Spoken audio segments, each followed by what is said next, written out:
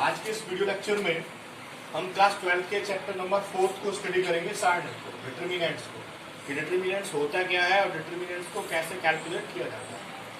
तो इसकी स्टडी करने से पहले कुछ चीजें हैं मैं जो आपको बता रहा हूं वो समझ लीजिए। डिटरमिनेंट्स जो है अव्यू का ये दूसरा रूप है। डिटरमिनेंट का जो यूज है, डिटरमिनेंट से हम मैट्रिक्स की न्यूमेरिकल वैल्यू को कैलकुलेट करते हैं। मैट्रिक्स की न्यूमेरिकल वैल्यू को हम डिटरमिनेंट की सहायता से कैलकुलेट करते हैं। यानी कि जो मैट्रिक्स है उसकी अगर हमें न्यूमेरिकल वैल्यू कैलकुलेट करनी है तो हमें डिटरमिनेंट को कैलकुलेट करना पड़ेगा। इसका सीधा अर्थ है यानी कि मैट्रिक्स का ही एक रूप है डिटरमिनेंट। अंतर थोड़ा सा है बस, क्योंकि उसमें स्क्वायर ब्रैकेट का प्रयोग किया जाता है, इसमें दो स्ट्रेट लाइन्स का प्रयोग किया जाता है। तो सीधी सीधी बात, अगर आपसे कोई पूछता है कि डिटरमिनेंट्स क्या है, तो यानी कि मैट्रिक्स की न्यूमेरिकल वैल्यू को जो हम कैलकुलेट करते हैं उसे ही हम डिटरमिनेंट्स कहते हैं। यानी डिटरमिनेंट्स के द्वारा ही मैट्रिक्स की न्यूमेरिकल वैल्यू को कैलकुलेट किया जाता है। तो डिटरमिनेंट्स के लिए कुछ चीजें हैं जो मैं बता रहा हूं। ये डिटरमिनेंट्स का सिंबल है, ठीक? क्या है ये? डिटरमिनेंट्स का सिंबल, यानी कि इसको लिख सकते हैं सिंबल। ये डिटरमिनेंट्स का सिंबल है, यानी दो स्ट्रेट लाइंस जो है वो डिटरमिनेंट्स को रिप्रेजेंट करती है। तो ये डिटरमिनेंट्स का सिंबल है, यानी डिटरमिनेंट्स को तो स्ट्रेट लाइन के अंदर लिखा जाता है। अच्छा, इसको ऐसे भी लिख सकते हैं, मैं लिख रहा हूं जैसे A11, A12, A13 और A14। मैंने ये मैट्रिक्स डिटरमिनेंट्स को लिखा है, यानी कि ये अब ये डिटरमिनेंट्स है। अगर ये ऐसे होता तो ये मैट्रिक्स होता, ठीक? और ये अगर स्ट्रेट लाइन के अंदर है तो ये डिटरमिनेंट्स है। तो इस तरह से हम डिटरमिनेंट्स को लिख सकते हैं। अब बात आती है जो मेन फीचर्स है इस डिटरमिनेंट्स के, वो है order of determinants.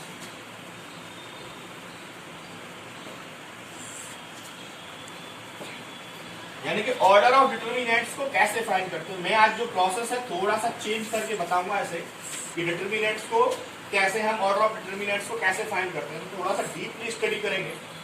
Order of determinants क्या है? ऑर्डर ऑफ डिटरमिनेंट्स है, डिटरमिनेंट्स का जो ऑर्डर होता है वो हमेशा स्क्वायर होता है। क्या होता है? स्क्वायर। यानी कि डिटरमिनेंट्स हमेशा स्क्वायर के ऑर्डर में होता है। ऐसे नहीं होता जैसे मैट्रिक्स था 1 क्रॉस 3, 3 क्रॉस 1, 2 क्रॉस 3, ऐसे डिटरमिनेंट नहीं होता। डिटरमिनेंट स्क्वायर में होता है, यानी कि 2 क्रॉस 2, ठीक? यानी कि नंबर ऑफ, यानी कि पंक्तियों की संख्या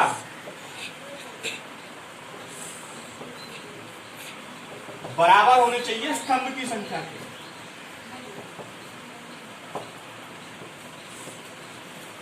यानी कि डिटरमिनेंट्स हमेशा स्क्वायर में होता है। अच्छा, दूसरी बात, डिटरमिनेंट्स के जो ऑर्डर हैं वो 1 भी हो सकता है, 2 भी हो सकता है, 3 भी हो सकता है, 4 भी हो सकता है, 5 भी हो सकता है, डॉट डॉट डॉट। ये सभी ऑर्डर्स हो सकते हैं डिटरमिनेंट्स के। यानी 1 का भी हो सकता है, 2 का भी हो सकता है, 3 का भी हो सकता है, 4 का भी हो सकता है, 5 का भी हो सकता है।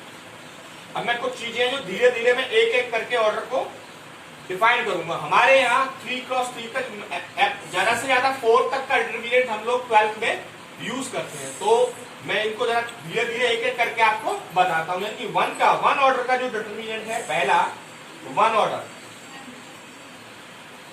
ऑर्डर जो डिटरमिनेंट्स है उसको हम कैसे फाइंड करते हैं। 1 ऑर्डर जो डिटरमिनेंट है, ठीक? 1 ऑर्डर डिटरमिनेंट का मतलब है ऑर्डर 1 है ना, तो उसको मैं ऐसे लिख सकता हूं 2। यानी कि ये डिटरमिनेंट का सिंबल है। हम 2 का वैल्यू कैलकुलेट कर रहे हैं। ये कितने का है? ये 1 क्रॉस 1 का स्क्वायर है ना, 1 क्रॉस 1। मैंने बोला था डिटरमिनेंट केवल स्क्वायर में होता है, तो 1 क्रॉस 1 स्क्वायर मैट्रिक्स है। तो जब हम 2 का डिटरमिनेंट फाइंड करेंगे तो कितना आएगा? 2 आएगा। अगर ऐसा हो -2 तो कितना आएगा? -2 का अगर हम डिटरमिनेंट फाइंड कर रहे हैं तो वो -2 ही रहेगा, ठीक? ये मत सोचना ये मॉडुलस फंक्शन है, ये मॉडुलस फंक्शन नहीं है, ये डिटरमिनेंट फंक्शन है। अगर वो कहता है कि -2 का डिटरमिनेंट फाइंड करिए तो -2 ही आएगा। अगर वो कहता है कि -2 का मॉडुलस फाइंड करिए तब +2 आएगा। तो ये हमेशा याद रखेंगे कि -2 का डिटरमिनेंट -2 ही होता है, नॉट अ मॉडुलस फंक्शन। ये केवल एक डिटरमिनेंट फंक्शन है। अच्छा, एक और बात, जब डिटर्मिनेंट फाइंड करते हैं तो 1 क्रॉस 1 का डिटर्मिनेंट हमारे यहाँ प्रयोग में नहीं है। मतलब हम लोग को एक भ्रामक स्थिति होती है, यानी कि एक कंफ्यूजन वाला रहता है, इसलिए हम ज्यादातर 1 क्रॉस 1 का यूज कम ही कर पाते हैं। फिर भी मैंने आपको ये बता दिया है कि 1 क्रॉस 1 का यूज कैसे करते हैं।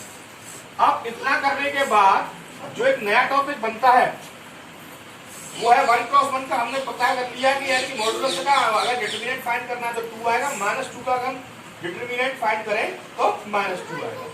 अब मैं यहाँ दूसरा फाइंड कर रहा हूँ ऑर्डर 2 का। किसका? ऑर्डर 2, यानी कि 2 ऑर्डर का डिटर्मिनेंट हम कैसे कैलकुलेट कर सकते हैं। मान लीजिए लेट एक मैंने डिटर्मिनेंट लिया, ये A11, A12, A21 और A22, इस तरह से ये 2x2 का स्क्वायर मैट्रिक्स है, यानी सॉरी डिटर्मिनेंट। अगर मुझे इसका वैल्यू फाइंड करना है, न्यूमेरिकल वैल्यू, तो मैं कैसे निकालूंगा? एक प्रोसेस समझ लीजिए।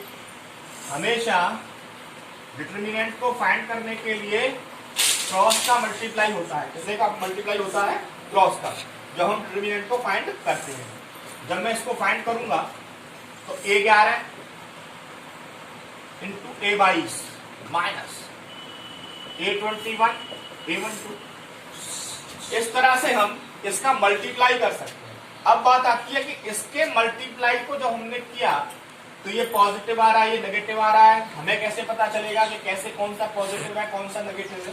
तो अब मैं यहां से थोड़ा सा इसको डीपली ले जाता हूं, ठीक, यानी कि यहां से। अब मैंने देखा ये जो पहला वाला फंक्शन है, यहाँ a का जो वैल्यू है वो A11 है, यानी कि 1 और 1 को जोड़ दीजिए आप, कितना आ रहा है? 2। तो ये संख्या कौन सी है? इवन है। तो 2 का मतलब है जो -1 की पावर 1 + 1, -1 की पावर, ये प्रोसेस है लिखने का। हर एक बार -1 की पावर यहाँ जो टर्म होगा उसका लिखेंगे 1 + 1। अब इन दोनों का मल्टीप्लाई कर दीजिए इनटू, यहाँ आएगा A11 और A22, ठीक। बीच में आपको पता है प्लस आएगा, प्लस का मतलब है अब ये कौन सा वैल्यू है? A12, यानी कि -1 की पावर 1 + 2, इसको लेंगे, ठीक। जब मैंने इसको ले रहा हूं तो आपको पता है क्या होगा? इन दोनों का मल्टीप्लाई होगा, यानी कि A21 और A12, ठीक।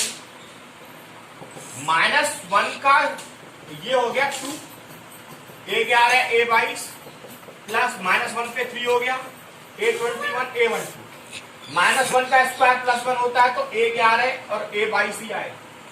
ये -1 की पावर -3 है तो ये इसको नेगेटिव कर देगी, तो माइनस आएगा A21 और A22। यानी कि जैसी स्थिति होगी उसके हिसाब से इस मैट्रिक्स का हम सिंबल्स को, यानी कि जो प्लस माइनस के चिन्ह है उनको चेंज कर लेते हैं।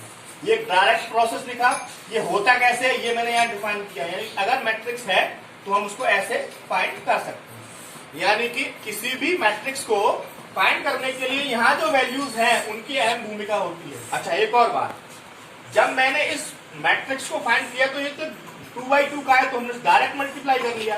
अब बात आती है 3x3 के मैट्रिक्स को। एक एग्जांपल मैं यहाँ बता देता हूँ कि इसको कैसे फाइंड करना। जैसे मान लीजिए एक मैट्रिक्स है A, यहाँ दिया है 4 2 3 8, ठीक। इसका मुझे डिटर्मिनेंट फाइंड करना है, ठीक है।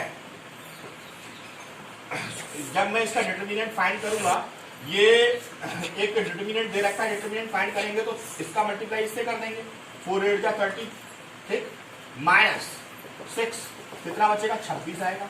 इस तरह से हम 2x2 के मैट्रिक्स को कैलकुलेट कर सकते हैं। अगर यहाँ सिंबल माइनस प्लस का हो तो थोड़ा सा चेंज कर लीजिएगा, ऐसे कर लिख सकते हैं। एक और एग्जांपल मैं बता रहा हूं, ऐसा हो -2 -1 4 -1, ये भी एक डिटर्मिनेंट्स मैंने मान लिया है, इसको मैं मान सकता हूं ये b है। जब मैं b को फाइंड करूंगा डिटर्मिनेंट की वैल्यू को, तो इसका ऐसे करेंगे -1 का -2 से तो +2 आएगा, माइनस का इससे करेंगे -4, बीच में माइनस आता है तो प्लस का 4 हो जाएगा, तो ये 6 आएगा। इस तरह से हम इसके सिंबल्स को भी बदल सकते हैं। तो ये एक ऑर्डर है 2, ऑर्डर का जो डिटर्मिनेंट फाइंड करना, उसकी न्यूमेरिकल वैल्यू को कैलकुलेट करने का प्रोसेस है कि हम अगर ऑर्डर 2 का डिटर्मिनेंट है तो हम उसकी वैल्यू को कैसे कैलकुलेट कर सकते हैं। तो ये प्रोसेस है 1 ऑर्डर का, मैंने आपको बता दिया, ऑर्डर 2 का मैंने आपको बता दिया है। अब बात करते हैं ऑर्डर 3 में, ऑर्डर 3 को हम कैसे कैलकुलेट कर लेते हैं, इसे पॉज करके नोट करिएगा और मैं ऑर्डर 3 की बात करता हूं। अब ऑर्डर 3 के डिटरमिनेंट की बात करते हैं कि ऑर्डर 3 के डिटरमिनेंट्स को हम कैसे सॉल्व करते हैं। तो मान लीजिए कि मैं आपको एक बताता हूं, एक मैंने डिटरमिनेंट लिया, ये ऑर्डर 3 का है, 11, 12 और 13, फिर यहाँ 21, 22, 23, 31, 32, 33। क्लियर? ऑर्डर 3 के डिटरमिनेंट को कैलकुलेट करने का जो प्रोसेस है वो मैं आपको आज यहां से थोड़ा सा डीपली बता रहा हूं। जब मैं इसका डिटरमिनेंट फाइंड करूंगा तो आप एक बात याद रखें, इसका जो एक्सपेंशन है यानी इसका जो विस्तार है, या तो हम किसी रो के सापेक्ष कर दें या हम किसी कॉलम के सापेक्ष कर दें। दोबारा सुन लीजिए, जब हम ऑर्डर 3 के डिटरमिनेंट का वैल्यू कैलकुलेट करते हैं तो उस ऑर्डर 3 के डिटरमिनेंट का विस्तार या तो किसी रो के सापेक्ष या किसी कॉलम के सापेक्ष, किसी के भी एक रो या एक कॉलम, या तो रो के सापेक्ष कर दीजिए या कॉलम के सापेक्ष। अगर हम किसी रो या कॉलम के सापेक्ष कर देते हैं, उससे जो वैल्यू कैलकुलेट होगी, रो के सापेक्ष जो वैल्यू आएगी वही कॉलम के सापेक्ष भी आएगी। इससे हमें पता चल जाता है स्क्वायर मैट्रिक्स से इसलिए वैल्यू इक्वल रहेगी। अब यहां मैं इसका जो विस्तार है मैं लिख के देता हूं, विस्तार पंक्ति के सापेक्ष है, यानी कि पहले मैंने रो के सापेक्ष लिया, तो ये फर्स्ट रो है आपकी, तो पहला एलिमेंट क्या है, A11 है, ये A11 मैंने यहां लिख दिया। जब मैं A11 लिखूंगा तो A11 यानी कि ये वाला टर्म आपको करना क्या है, ये वाला टर्म जिस रो में है और जिस कॉलम में है उसको खत्म, मतलब उसको दबा दीजिए। तो ये टर्म किस किस में है, यानी कि ये एक तो ये वाली लाइन है, इस वाली लाइन को छोड़ दीजिए और इस वाली लाइन को छोड़ दीजिए, यानी कि इन दो लाइंस को आप छोड़ सकते हैं। तो जो बच रहा है उसको आप, यानी कि ये लाइन और ये कॉलम, यानी ये एलिमेंट जिस रो में और जिस कॉलम में उसको हम छोड़ देते हैं, यानी दबा देते हैं। ऐसे करके ये जो बच रहा है उसे एक मैट्रिक्स में आप नोट कर दीजिए, A22, A32, A20, ये 30। तो ये पहले टर्म के लिए आ गया, ठीक। अच्छा, दूसरी बात, अब बात आती है कि यहाँ सिंबल प्लस का आएगा या माइनस का आएगा। तो उसके लिए मैंने आपको बताया था ये A11 है, यहाँ मैं थोड़ा सा छोटा सा यहाँ लिख देता हूँ, फर्स्ट टर्म है, तो -1 पर 1 + 1 और A11, ठीक। अब अगला आता है, मैं प्लस लगा दे रहा हूँ सब में, ये अब सेकंड टर्म को लेंगे तो A12 है, यानी कि -1 पे 1 + 2, A12 आ गया। मैंने बोला था जिसको लेते हैं इसे ले रहे हैं, तो ये अब इसी रो में इस रो को छोड़ देंगे और इस कॉलम को छोड़ देंगे, यानी कि इसको और इसे। क्या क्या बच रहा है, A21, A31, A23, ये इन 4 एलिमेंट्स को मैट्रिक्स के अंदर लिख दीजिए, ठीक। अब इसके बाद फिर मैंने प्लस लगा दिया है, अब इसे लेंगे A13, यानी कि -1 पर 1 + 3, तो A13 जिस लाइन में ये आ रहा है इसे और इसे छोड़ देंगे, ये 4 बचेंगे, यानी कि 8, 21, 31, 22 और 32, ठीक। अब थोड़ा सा इनका सिंबल चेंज कर दीजिए, यहां प्लस आएगा, आपको पता है, A11, A22, A32, A23, A33, यहां माइनस आएगा, A21, A31, A23, A33, यहां पता तीनों में 4 हो गया, फिर प्लस आएगा, A13, A21, A31, A22, A30, clear, ठीक। इसके बाद में इसका मल्टीप्लाई करते हैं, A11 जैसा है वैसा है, इसका इससे 22, 33 माइनस 30, ये 22, A12 इसका इससे, A21, A33 minus A23, A31 plus A13 इसका इससे, A21, A32 minus A31, A20। इस तरह से हम इसको कैलकुलेट कर सकते हैं। अब यहाँ जो भी न्यूमेरिकल वैल्यूज होंगी उनका वैल्यू यहाँ पुट कर दीजिए और इसको कैलकुलेट कर दीजिए। एक ये प्रोसेस है इसको कैलकुलेट करने का। इस तरह से हम 3x3 के स्क्वायर मैट्रिक्स को कैलकुलेट कर सकते हैं। सॉरी डिटरमिनेंट को, स्क्वायर मैट्रिक्स नहीं, डिटरमिनेंट को हम कैलकुलेट कर सकते हैं। तो एक विस्तार मैंने लिख दिया। अब मैं थोड़ा सा इसका एक एग्जांपल लेके चलूंगा, आप जरा समझिएगा कि इसको कैसे कैलकुलेट करना है। तो देखते हैं जरा एग्जांपल में। तो ये एक स्क्वायर मैट्रिक्स डिटरमिनेंट है, इसका वैल्यू कैलकुलेट करना है, 3/3 का है। मैंने डिटरमिनेंट को लगा दिया है। आपको करना क्या है, मैंने जो उसमें बताया था यहाँ आप डायरेक्ट समझिएगा, वहां डिफाइन करके मतलब विस्तार में बताया था, यहाँ वही रो के सापेक्ष है। तो 4, ठीक है, ये 4 मैंने लिखा। आपको पता है जिस रो में ये खड़ा रहता है उस रो को और उस कॉलम को दबा देते हैं, तो इसको और इससे खत्म कर दीजिए, इसका आप गुणा इससे करिए। दोबारा समझ लीजिए, 4 जिस रो में है और जिस कॉलम में, उसको नहीं मान, उसको छोड़ देते हैं, ये रो और इस कॉलम को छोड़ दीजिए, तो 2 का गुणा इससे करेंगे, कितना आएगा। आपको पता है पहला सिंबल किसका आता है, ये A11 की जगह पे A11 को 1 + 1 लिखते हैं, उसमें अभी मैंने विस्तार में बताया था, तो ये प्लस का आता है, तो ये प्लस का ही लिखा था। इसका गुणा जब मैं इससे करूंगा तो 0 हो जाएगा, माइनस का 2 बीच में माइनस आता है तो +2 हो जाएगा। तो पहला प्लस का आता है, दूसरा किसका आता है, माइनस। अब ये इसके और इसके सापेक्ष है, तो 6 का गुणा 2 से करेंगे। दोबारा समझ लीजिए, 3 किस्में हैं, इस रो में और इस कॉलम में, तो इसका गुणा इससे करेंगे, 6 दूनी 12, माइनस का 2 तो प्लस का 2, ठीक। उसके बाद प्लस का 3, ये लास्ट वाला है, प्लस का ही आएगा।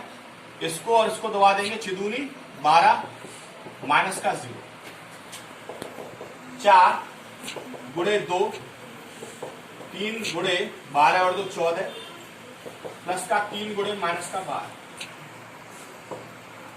4 दूनी 8 हो गया, ये 42 हो गया, ये माइनस का 36 हो गया, 8। और जब माइनस करेंगे 4 और 2 6, 4 और 3 7, इसमें से 76 में से 8 को माइनस कर दीजिए, माइनस का 68 हो जाएगा। यही हमारा बिल्कुल राइट आंसर है। इस तरह से ये रो के सापेक्ष था, यानी पंक्ति का विस्तार था, पंक्ति के सापेक्ष विस्तार। अब मैं थोड़ा सा इसको एक और चेंज करके बताता हूं। अब मैं फर्स्ट स्तंभ के सापेक्ष विस्तार, तो फर्स्ट स्तंभ ये है आपका पहला कॉलम, ठीक।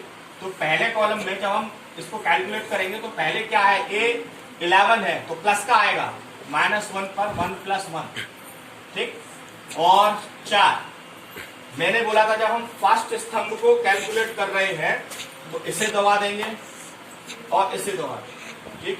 ये आ रहा है, यानी कि इसको ऐसे लिख सकते हैं 0 -2 1 2।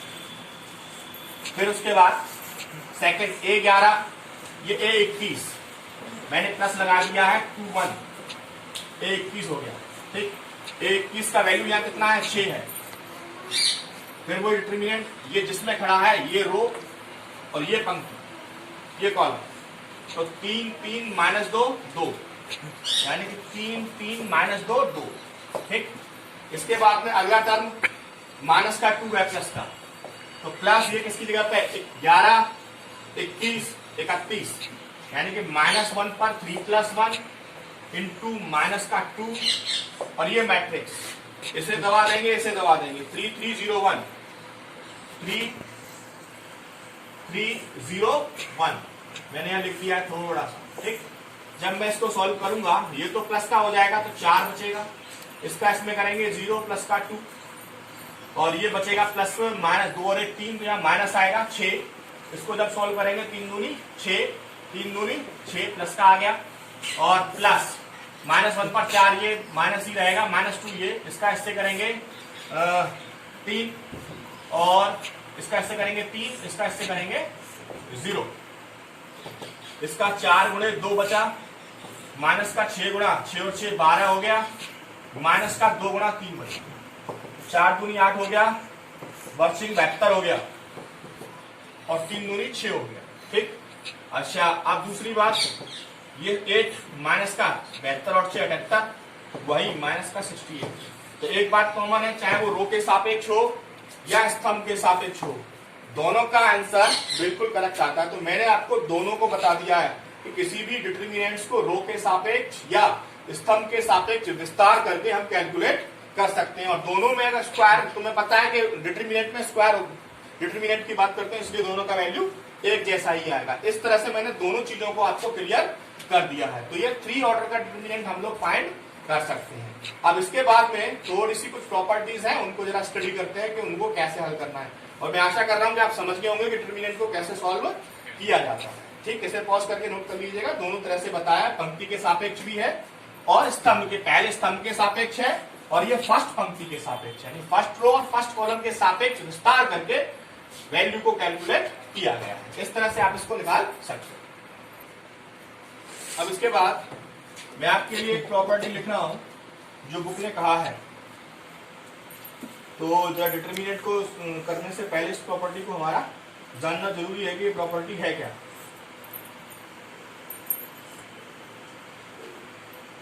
ठीक, तो मान लीजिए एक कोई डिटरमिनेंट है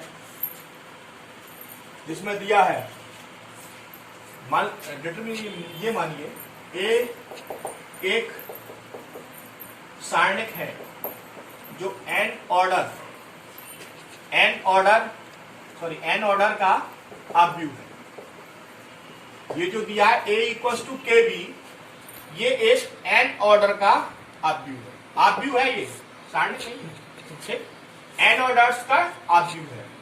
तो इसका मतलब ये है कि ये एक स्केलर यानी एक नंबर है जिसका मल्टीप्लाई इस आव्यूह में हो रहा, ठीक है। अगर ये एन ऑर्डर का आव्यूह है, जब मैं इसका डिटरमिनेंट फाइंड करूंगा ए, तो आपको पता ही आएगा,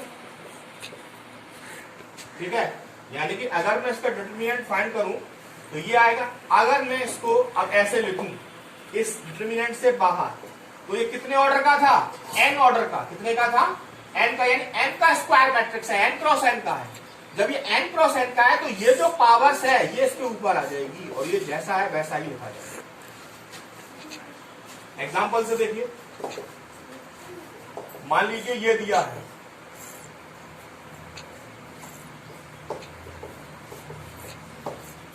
ठीक है, ये दे रखा है। अगर मैं इसका ये फाइंड करूं तो आपको पता है क्या आएगा, मैट्रिक्स है ये, ठीक। जब मैं इसका डिटरमिनेंट फाइंड करूंगा तो ये जो मैट्रिक्स है ऐसे लिख दिया है। तो कितने का है ये 2/2 का है। इसका ऑर्डर कितना है 2। तो ये 2 जब बाहर आएगा तो इस पर कितनी पावर आ जाएगी 2। और ये जो आव्यूह है वो अब सारणिक में बदल जाएगा। ये जो आव्यूह है वो अब किसमें बदल जाएगा, सारणिक में। 2 का स्क्वायर कितना हुआ 4, 4 किया 12, माइनस का 2 प्लस 2 हो गया, 4 गुणा 14 हो गया और ये 56 आ गया। इस तरह से हम इस प्रॉपर्टी को आपको रिमेंबर रखना है कि अगर कोई किसी ऑर्डर का मैट्रिक्स है तो उसको ऐसे लिख सकते हैं और उसको ऐसे कैलकुलेट कर सकते हैं, ठीक। इस तरह से आपको ये कैलकुलेट करना है। डिटरमिनेंट्स की फर्स्ट जो एक्सरसाइज है, मैं ये मानता हूं मैंने अब आज जो जितना बताया है ये फर्स्ट एक्सरसाइज के लिए कंप्लीट है। अभी इससे ज्यादा मैं बात नहीं कर सकता क्योंकि फर्स्ट एक्सरसाइज में इतना ही मिला है। तो जरा देख लेते हैं, फर्स्ट एक्सरसाइज को सरल है, आप लोग कर सकते हैं। तो देख, एक्सरसाइज 4.1 में जो पहला क्वेश्चन दिया है वो ये दे रखा है, सारणिक का मान ज्ञात कीजिए, यानी कि 2 -5 4 1, इसका वैल्यू कैलकुलेट करवाना है। आपको पता है ये क्या करना है, स्क्वायर मैट्रिक्स है, 2/2 का मल्टीप्लाई करिए, 2 5 चौक 20, कितना आएगा 22 आएगा। इस तरह से आप कर सकते हैं। सेकंड का एक में करे दे रहा हूं, इसमें दिया है cos थीटा sin थीटा और दिया है sin थीटा माइनस का cos थीटा। वैल्यू फाइंड करनी है, कुछ नहीं करना, मल्टीप्लाई करिए, cos स्क्वायर थीटा प्लस का sin स्क्वायर थीटा और इसका वैल्यू 1 होता है। इस तरह से इसको हम कैलकुलेट कर सकते हैं। अब इसके बाद जो क्वेश्चन नंबर 3 है उसको समझ लीजिए।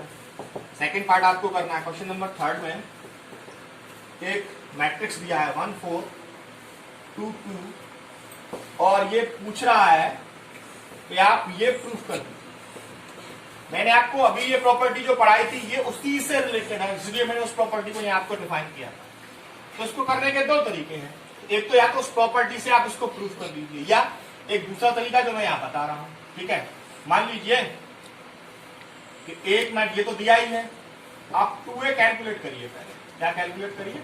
2a का वैल्यू आपको पता है 1422। जब आप गुणा करेंगे तो 2 8 4 4, ठीक। अब इसका आप डिटरमिनेंट फाइंड कर दीजिए। डिटरमिनेंट भी तो फाइंड कर रहे हैं। जब हम, मैंने यहां 2 का गुणा कर दिया, अभी प्रॉपर्टी को यूज नहीं किया है मैंने। जब मैं इसका सॉल्व करूंगा, 4 दूनी 8 और 8 चौक 32, कितना आएगा? माइनस का 24, ठीक। ऐसे ही आप उसको 4 डिटरमिनेंट ऑफ ए 4, ए का डिटरमिनेंट फाइंड करिए, यानी कि 4। जब हम ए का डिटरमिनेंट फाइंड करेंगे, यानी कि ए का वैल्यू कितना है? 1 4 2 2, इसका डिटरमिनेंट 4। इसका ऐसे करेंगे 2 एकम 2, 4 दूनी 8, 4 इंटू कितना बचेगा? माइनस का 6 24, यानी कि ये प्रूफ हो गया। Determinant of 2a equals to 4 determinant of. एक तो ये प्रोसेस है, और एक प्रॉपर्टी वाला है कि हम अगर उस प्रॉपर्टी को यूज करें तो हम इसको कितना कर सकते हैं। मैं इसको ऐसे भी कर सकता हूं, और हमें उस प्रॉपर्टी को, और बाय द प्रॉपर्टी, उस प्रॉपर्टी से मैं इसको सॉल्व कर रहा हूं। ये दिया है डिटरमिनेंट मैट्रिक्स है, इसको ऐसे लिख दीजिए 1 4 2 2, ठीक है। मैंने आपको उसमें बताया था, अगर हम किसी का डिटरमिनेंट फाइंड करते हैं 2a, तो उसको कैसे लिखिए? 2/2 का है तो ये 2 इस पर आ जाएगा, डिटरमिनेंट ऑफ a। तो 2 का स्क्वायर डिटरमिनेंट क्या है? 1 4 2 2, ठीक। तो 2 का स्क्वायर कितना हो गया? 4, और डिटरमिनेंट a की वैल्यू है। ये लो प्रूफ हो गया। इसको ऐसे भी कर सकते हैं। इसको मैंने इसके इक्वल प्रूफ कर दिया, यानी कि दोनों से हम इसको प्रूफ कर सकते हैं, प्रॉपर्टी से भी और इससे भी। तो ये सिंपल तरीका है। आप इसको ऐसे ही, इसका क्वेश्चन नंबर 4 है जो आप लगा सकते हैं, और क्वेश्चन नंबर 4 के बाद में क्वेश्चन नंबर 5 6, इन सभी 3/3 के डिटरमिनेंट्स की वैल्यू को आपको फाइंड करना है। तो मैं जरा एक लगा देता हूं और आपको फिर ये करने हैं, पॉज करके इसको नोट कर लीजिएगा। ये 5वें क्वेश्चन का फर्स्ट पार्ट है। तो जरा वैल्यू कैलकुलेट कर देते हैं। क्या आएगी? डायरेक्ट वैल्यू कैलकुलेट करेंगे तो 3 को लिखेंगे पहले, इसको और इसे दबा लेंगे, इसका इससे करेंगे गुणा 0, और 5 को गुणा 5 से करेंगे, माइनस का 5, तो ये माइनस का ही आएगा। बात को पता है माइनस आता है, माइनस का 1 पहले से है। इस रो को दबा देंगे, इस कॉलम को, इसका इससे करेंगे 0, इसका इससे करेंगे प्लस का 3। लास्ट वाला टर्म माइनस का 2 है, प्लस आता है, इसको दबा देंगे और इसे दबा देंगे, इसका इससे करेंगे 0 और इसका इससे करेंगे 0। तो 3 गुणा माइनस का 5, माइनस इसको प्लस कर देगा 1 गुणा 3, और ये 0 ही आएगा, ठीक है। जब ये माइनस का 15 हो गया, प्लस का 3, माइनस का 12। मैं जरा एक बार आंसर चेक कर लेता हूं कि 4.1 में कितना आ रहा है।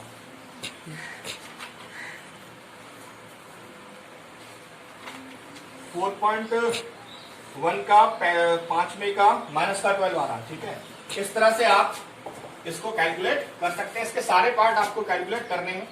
क्वेश्चन नंबर 6 में डिटरमिनेंट्स को फाइंड करना है, ए का मान ऐसे ही निकालना है।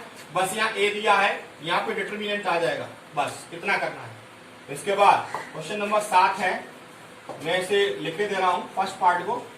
यहाँ दिया है 2 5 4 1 और 2x 6 4x, दोनों ही एक जैसे हैं, 2/2 के यानी स्क्वायर मैट्रिक्स है। दोनों तरफ को इक्वल करिए, इसका इससे करेंगे 2 5 चौक 20 equals to 2x square choco 24।